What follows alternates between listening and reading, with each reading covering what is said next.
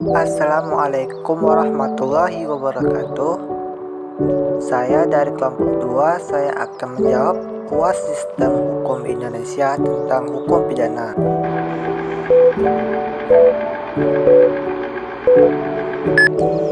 Assalamualaikum warahmatullahi wabarakatuh. Perkenalkan, nama saya Heri Hidayat, NIM 21101020, Prodi Administrasi Publik. Baik, saya akan menjelaskan materi saya tentang hukum pidana. Hukum pidana disebut juga ius poenale, yaitu sejumlah peraturan yang mengandung larangan-larangan atau keharusan-keharusan di mana terhadap pelanggarnya diancam dengan hukuman. Hukum pidana terbagi dua macam, yaitu hukum pidana material dan hukum pidana formil. Yang pertama, hukum pidana material. Hukum pidana material berisikan peraturan-peraturan tentang perbuatan yang diancam dengan hukuman, mengatur pertanggungjawaban terhadap perbuatan pidana, hukuman apa yang dapat dijatuhkan terhadap orang-orang yang melakukan perbuatan yang bertentangan dengan undang-undang. Yang kedua, hukum pidana formil. Hukum pidana formil merupakan sejumlah peraturan yang mengandung cara-cara negara mempergunakan haknya untuk mengadili serta memberikan putusan terhadap seseorang yang diduga melakukan tindakan pidana. Hukum pidana dalam dua arti, yaitu subjektif dan objektif. Hukum pidana dalam arti subjektif yang disebut juga ius puniendi, yaitu sejumlah peraturan yang mengatur hak negara untuk menghukum seseorang yang melakukan perbuatan yang dilarang.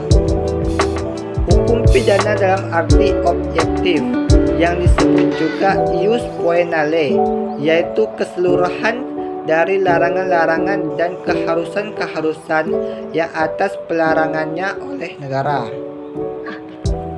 Dilihat dari perumusannya, maka peristiwa pidana atau delik dapat dibedakan dalam delik formil dan delik material. Delik formil, tekanan perumusan delik ini ialah sikap, tindak, atau perbuatan yang dilarang tanpa merumuskan akibatnya. Misalnya pasal 297 KUHP, perdagangan wanita dan perdagangan anak laki-laki yang belum dewasa diancam dengan pidana penjara paling lama 6 tahun. Delik material, tekanan perumusan delik ini adalah akibat dari suatu sikap, tindak, atau perilakuan. Misalnya pasal 359 KUHP, barang siapa karena kelalaiannya menyebabkan matinya seseorang. Sumber hukum pidana di Indonesia. 1. Kitab Undang-Undang Hukum Pidana. 2. Peraturan-peraturan tindak pidana di luar KUHP, misalnya Undang-Undang Tipikor, Undang-Undang Anti Money Laundering, Undang-Undang Lingkungan Hidup, Undang-Undang Anti Trafficking, Undang-Undang Perlindungan Anak, Undang-Undang KDRT, Undang-Undang Perbankan, Undang-Undang Anti Terorisme, dan lain-lain. Berlakunya KUHP. Dalam hukum pidana ada suatu adagium yang berbunyi nullum delictum nulla poena sine pravia lege poenali.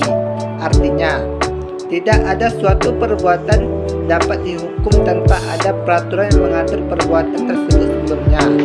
Ketentuan ini dimuat dalam pasal 1 ayat 1 KUHP yang merupakan asas legalitas.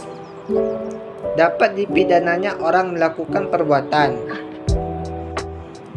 Baik, sekian dari saya. Assalamualaikum warahmatullahi wabarakatuh.